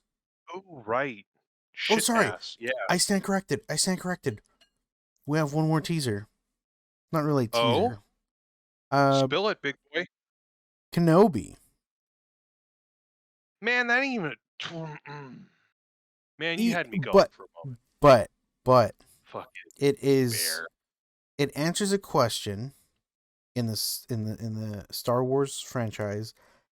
Did Kenobi ever fight Darth Vader before? I Uh, hope it's a fucking. and there is a still shot of Kenobi fighting God. Darth Vader. Yeah. There are a couple of them Yeah, so still that they have. I still think, I mean, that's probably my number one because I love Obi-Wan, the character of McGregor. Is that his name? Oh yeah. Yeah. Yeah. Ewan Um, McGregor and Alec Guinness did a great job. yeah. So I'm excited for that. That's probably my number one. Number two would be Moon Knight, specifically because of he was in Dune. I love his actor or his character in Dune. Um, He makes the character like so much more likable. Like mhm, there isn't much to him in the book, but like Oscar Isaac does a really good job with what he has. yeah. And number three, that was a yawn. Um, Number three is She-Hulk, and I explained to you before the podcast. It is because of um Dr. Banner being involved, where I believe this may be the first. Oh, it won't be the first.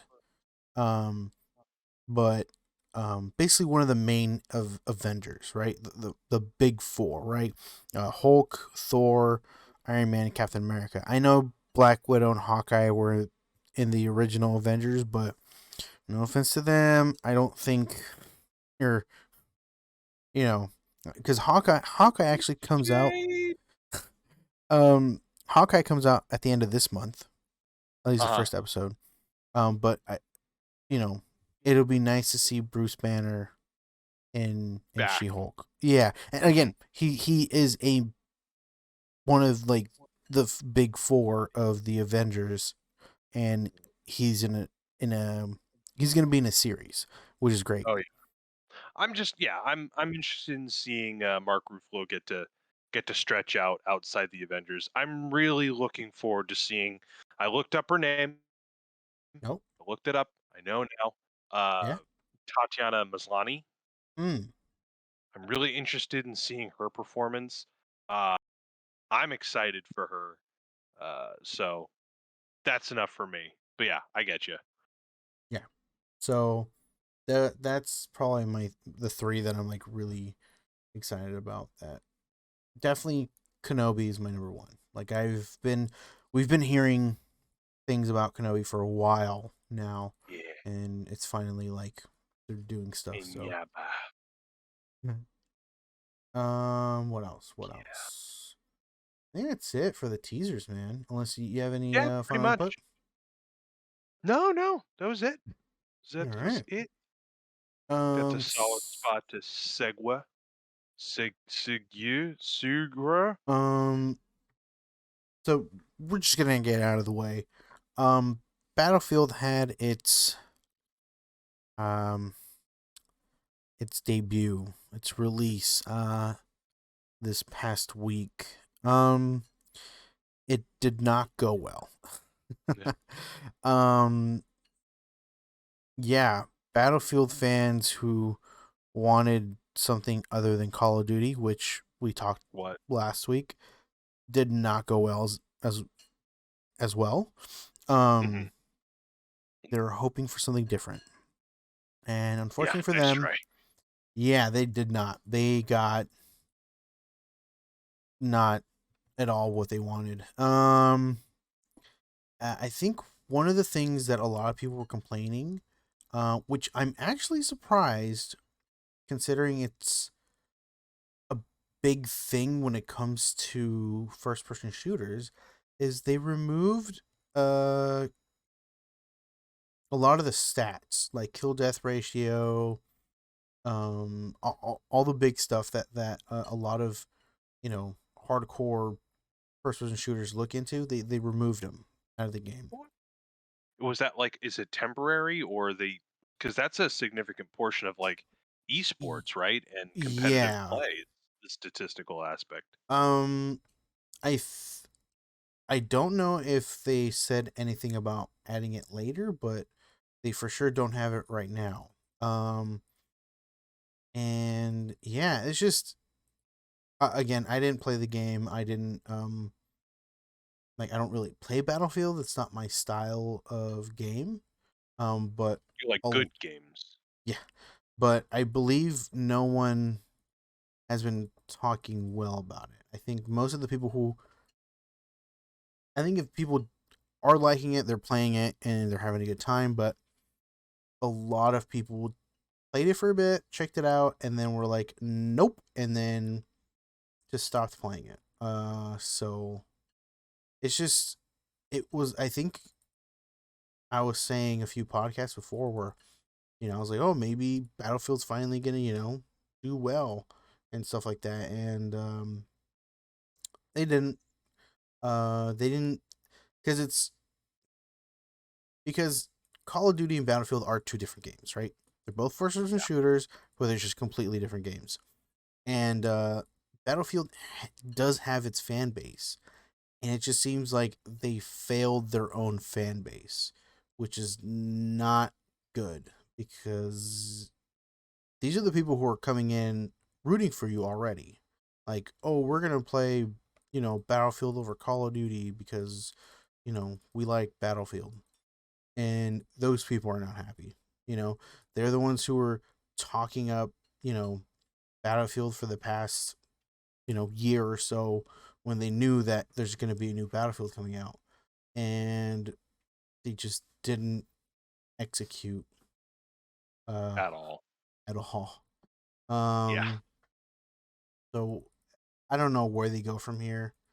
Um, I feel like this was it, right? Like if you're trying to go up against the monstrosity that is Call of Duty, um, you needed you, you definitely needed a strong opening, uh, and they didn't have it, and I believe they had a delay as well, um, before releasing it, and it just didn't do well, and it kind of sucks because it's like for someone who like me who's played Call of Duty a lot, um, I'm constantly hoping for another game to basically top it, Uh, and it's not been happening. There's a lot of hype over a lot of games, but it's just no one's getting and at this point, I feel like maybe it's just not going to happen. mhm. Um, we had the discussion a few podcasts behind, where we were discussing how Halo could have easily topped Call of Duty. Supplanted. Yeah, if it weren't the fact that they were Xbox exclusive, so you couldn't. Mhm. I mean, the thing now is you can play it on the PC now because of the way they integrate the Microsoft market. So you could Mhm. play the new Halo that's gonna come out. You can play it on the PC, which is nice. At least now you have the PC crowd that can play Halo. Um, Oh, yeah. but the downside is you still don't have the PlayStation crowd that could play. And the thing is, there are a lot of PlayStation um what do we call it, fanboys that won't play on an Xbox, or even just the casual people who just have a PlayStation are like, I'm not gonna buy an Xbox or I'm not gonna buy a PC, and you're just playing the PS5 or the PS4 or whatever, and they just will never play Halo, even if they're like, I would play it, but I just can't play it. Um, and so that was one of my or Battlefield was one of my games that I was like, oh, this has a chance. I'm wrong now, but you know, it had a chance and they kind of ruined it.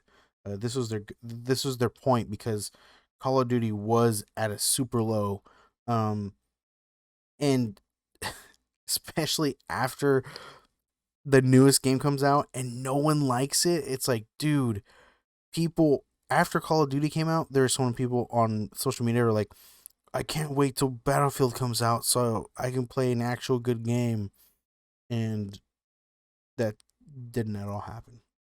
I just feel like they really, really missed their mark. They they fucked up, hands down. Um, Well other said. game, yeah, other games I was hoping for. One big one was a Titanfall, and Yeah. uh, what really made it um the game to beat Call of Duty was because uh the it was basically the same crew that made Call of Duty, the original. That whole crew that Oh yeah. at Infinity Ward left and made Respawn Entertainment. And And you can see it. You can yeah, see the quality in it. oh yeah, and it's a good game. The only problem was that it was an Xbox and PC exclusive. So the whole PS4 community just got left out, and they were like, "Well, we're gonna go play Call of Duty," you know.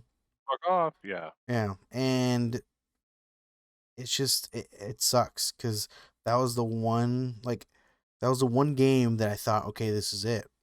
You know, this is gonna be the Call of Duty killer, and unfortunately, they were in the same position as Halo, where they just couldn't get enough people. And then by the time Titanfall 2 came out, it was just nobody cared, you know? Right. Like it was just like, oh, Titanfall 2, oh yeah, I guess so. That's cool. Mechs, oh, that's cool. But it kind of sucks. It's like Yeah. I get you. and and who knows? There may be a game out there that will prove me wrong. I hope so. I think Call of Duty is just I don't know. Like I think the closest game that's done to killing Call of Duty, as funny as it is probably Fortnite. Um, it just I wouldn't put it in the same category because it's a battle Well, they had royale. to, yeah, essentially, there had to be like a completely different game setup or game style. Genre? Yeah, to Yeah, upscale what Call of Duty was doing. yeah. So, that's it. Battlefield just done messed up. Um,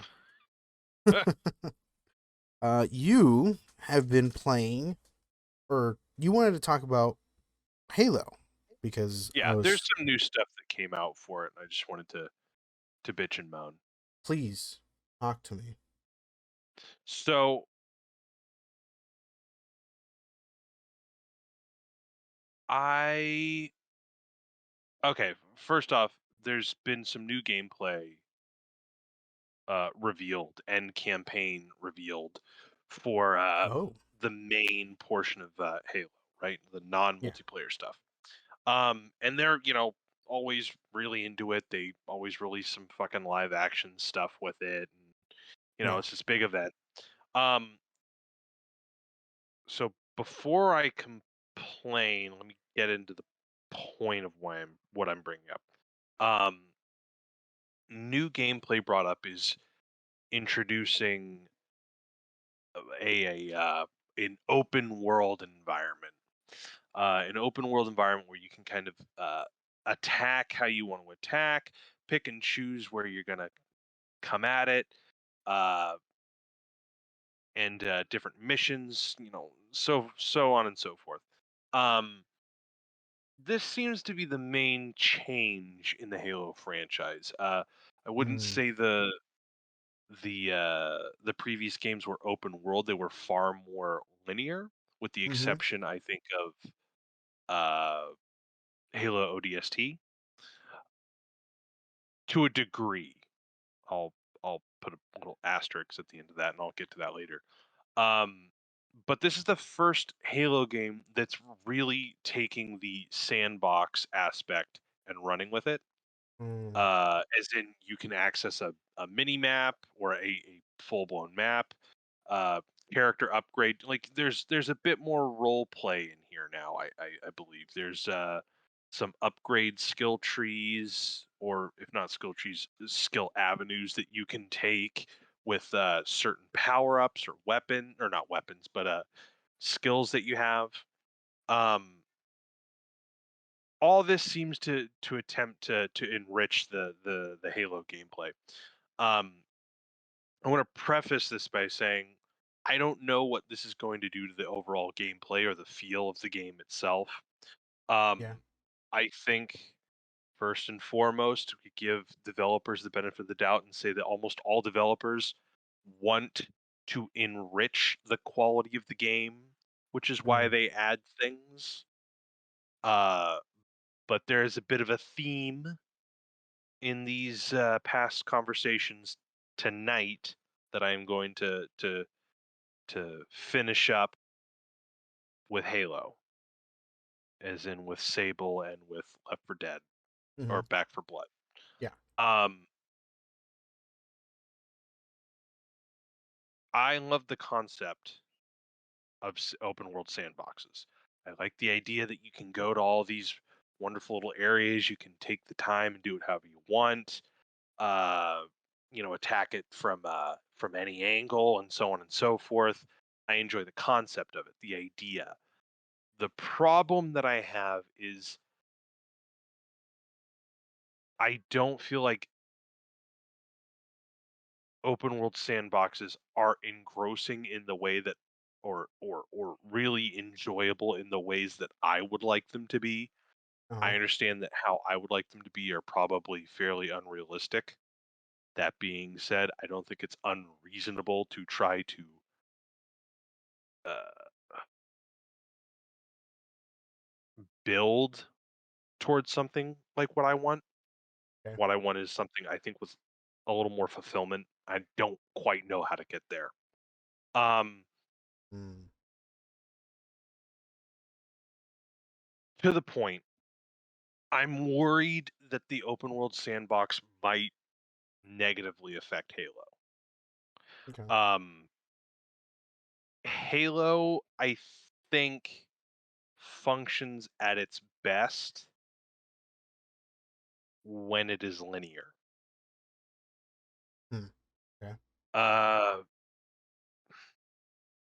trying to think of how I want to go about it. As I said before, I feel like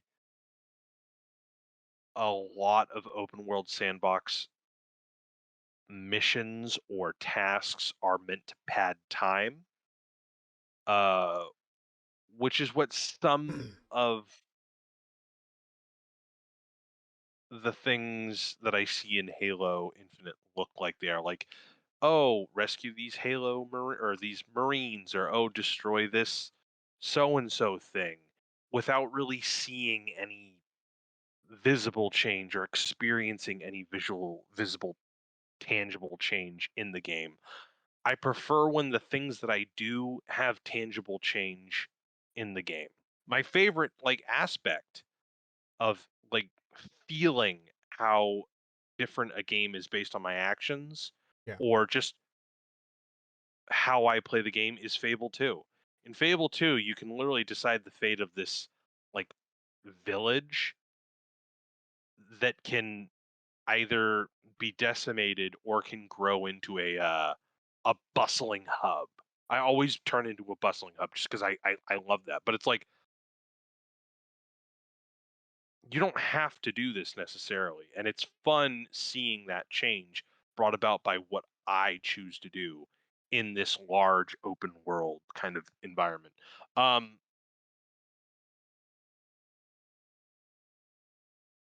so yeah, I don't. I feel like I should have come at this a little more prepared. Like I said, I'll probably buy this game when it comes out December 8th, give it a play. I'll probably love the open world. I like mainly for the visual, for the aesthetic, because I Right. love how Halo looks. Mhm. Mhm. Playing Halo 1 and going across that bridge in the very beginning or overlooking like one of the million ledges that Halo has is always fun. Like Yeah. Halo knows how to make beautiful skyboxes, and Halo knows how to make fun environments. I'm just I don't know. I have a feeling that this open world sandbox environment is going to take away from what is already there, right? Same Yeah. thing with Back for Blood. that there is Mm-hmm. a visual quality that I think that they are adding too much to begin with. That's mainly what the problem was with 4 and 5. I enjoyed 4 and 5 for what it was, but overall I felt like what was being discussed was, "Hey, we have a bigger budget, we have more pixels that we can put on the screen or more polygons that we can put on the screen. Yeah. Let's put more in." Instead of just kind of acknowledging that like less is more, right? Right. Yeah. So in terms of visuals, I feel like, hey, maybe they got a little ahead of themselves and they're like, hey, we have all these polygons. Let's add more instead of just strengthening what's already there. And then on top Yeah. of that, I feel like the gameplay aspect might be diluted a bit because I genuinely love the game design of almost every Halo that I've played. Uh, I think ODST and Reach are, I think, the pinnacle of their gameplay, and I think ODST is probably the best non-linear. No, that's not true. It's still linear. Um, I think ODST is the best example of a game that is both linear and non-linear. As in, you're in like this hub area, and you have essentially 4 missions that you have to do, and they're just memories of other squad mates that you have. And that in itself is fun because each and every one of them are different. You're playing a different character with a different immediate weapon set. So there is a texture to how you're playing.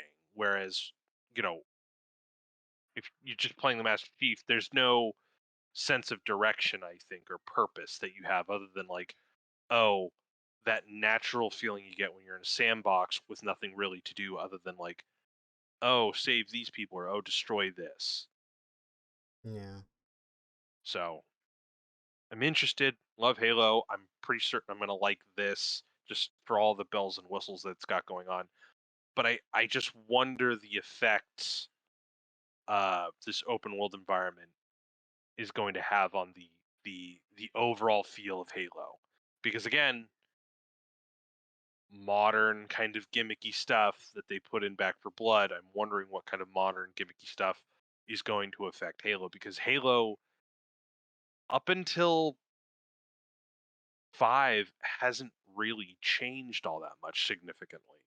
Mm. And then this game is pretty much a response to what people thought was too drastic of a change in Halo 5.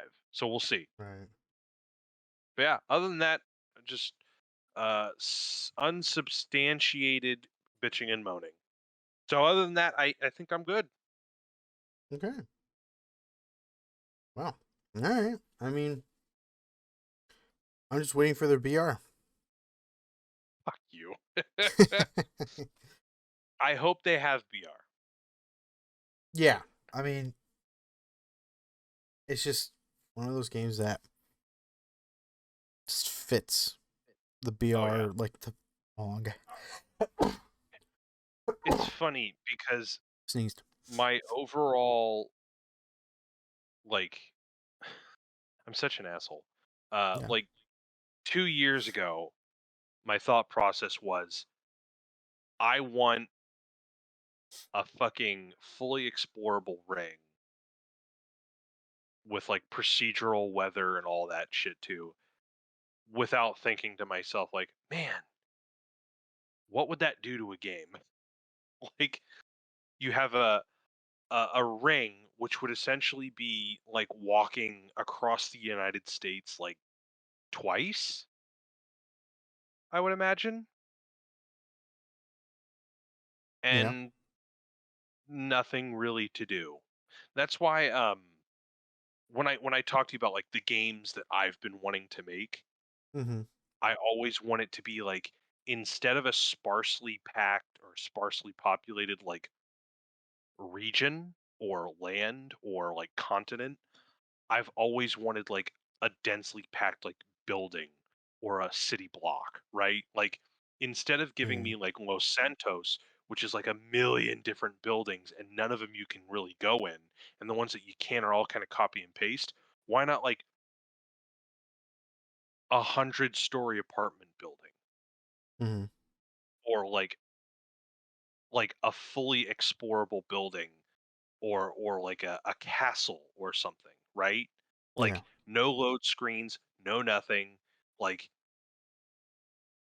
that's one of the things that I was so excited about when I was telling you about the demon game that I came up with, right?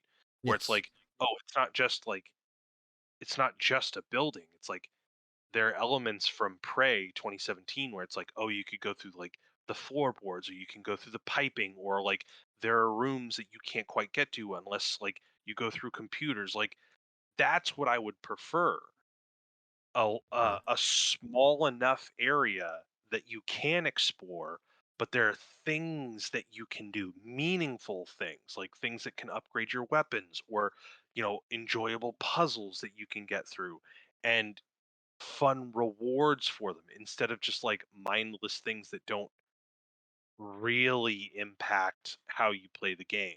Like that's what Yeah. I'm more concerned about, like Mm-hmm. intimate environments that you can memorize and learn, instead of like a giant thing that like, you know, just takes a million years to learn. Right. I'm more of like a no, that's tooting my own horn. Never mind. Never mind. No, no, keep going. I'm more of the savory dessert idea kind of guy, instead of Mm-hmm. like the fucking disgusting in and out dirty animal sauce fries like 5 times a day. Yeah. Fair enough. I know I threw some shade. I'm sorry. I'm sorry. I had Well, to. you did say 5 times a day, so Yeah. it's a little silly. But that's mainly where my critique of open world sandbox mechanics comes in. Like I think they're fun, but overall I don't think they provide a satisfying experience, at least from what I've played. Yeah. And it's why there's a really great level, and I'll cut it here after this. There's a really great level in Deus Ex Mankind Divided, Okay. where you're in Prague, and Mm. the environment is so fun to navigate, and there's so many things that you can learn, and so many little missions that you could miss Okay. if you just like plow through everything. Mm. But if you take the time, if you explore, if you read some stuff, like you can solve so much stuff if you just read. Like there's a murder scene like that happens in the game in the Prague environment that you could just read and figure out like what happens. And I enjoy that. I enjoy that, like that rewarding aspect. And there's not much of a difference between the game that I've been like pitching to you this whole time and Prey, but that's mainly because I enjoy what Prey does. It puts me in one environment, a small enough environment that I can learn the ins and outs of, that has very intimate nooks and crannies and fun little codes that I can go back and forth and figure out where to get them and whatnot. That's what I Yeah. enjoy. But yeah, Okay. I guess that's just my play style and my mechanical choice. Mm, perfectly fine. Fuck yeah. Um. All right. Talk some Yeah. games. Talk some fucking teasers. Anything else? No, no. No. Other than that, Um. Harry and I will be going over. Harry, did you want to go over that Arcane cartoon next week? Kind of like it's going to be out episode by episode on a weekly basis, but we can start that, and we can also start Oh yes. Blade Runner, Black Lotus. Yes. So Perfect. where's Arcane being released? Netflix. Okay. So Arcane, Netflix, and then Blade Runner, which is going to be released. It's probably playing right now. It's 12 a.m. Yep. So, but it's a Adult Swim slash or is it Toonami? It's Toonami, right? They're doing Adult Swim, Toonami, and on Netflix, I believe. Not Netflix, Crunchyroll. Raunchy Roll. Gotcha. Yeah. So that's gonna be fun. I'm gonna check right now to see if well, not right now, but like maybe tomorrow, because I think it Okay. releases an hour. From what I remember, Crunchyroll releases an hour after the episode airs. So I'm gonna check it out Yeah. then. I'll All check right. right now. So we'll But good man. yeah. But yeah, we'll give it a check, and next week we'll give our 2 cents of the episodes that we've seen that are available of Mm-hmm, the mm-hmm. Arcane League of Legends cartoon on Netflix and Blade Runner Black Lotus on Netflix and Crunchyroll and Adult Swim, Netflix, Yeah. Hulu, to Toonami. I don't fucking know. All the stuff. Yeah, Toonami Flex, Hulu, Hootie Hoot. I don't know. Fucking whatever. Folks, Harry, did you want Yes. to discuss anything else? Uh, no, that is it. Folks, we love doing this. Mm-hmm. Even though I can't seem to get back to my Thursday schedule, we still love doing it on Saturdays. Anyway, Yes. um, if you want to see more of our stuff, if you want to see, if you have like a backlog, like Mm-hmm. I got nothing better to do, like except grade my face against a wall. Maybe do that, then look us up on YouTube. Going to be hitting the mark with Harry and Mark. If you have any input for the show, any comments, you want to be snarky, so on and so forth, you can hit us up on our email, hittingthemark2020 at gmail.com. Or if you want to, take our word for gospel and spread it like a religious edict, like the fanatic you are, you can hit us up at Twitter and see everything that Harry says What? because I just use it to lurk. You can hit us up on capital H, capital T, capital M underscore. Hold on. I'm gonna. It was almost a perfect outro. You can hit us up at capital H, capital T, capital M underscore podcast. Once again, HTM underscore podcast. We hope you had a wonderful time and we look forward to making you listen to us again? Question Question mark? mark? Anyway, Yeah. goodbye, folks. Bye bye. Auf Wiedersehen, assholes.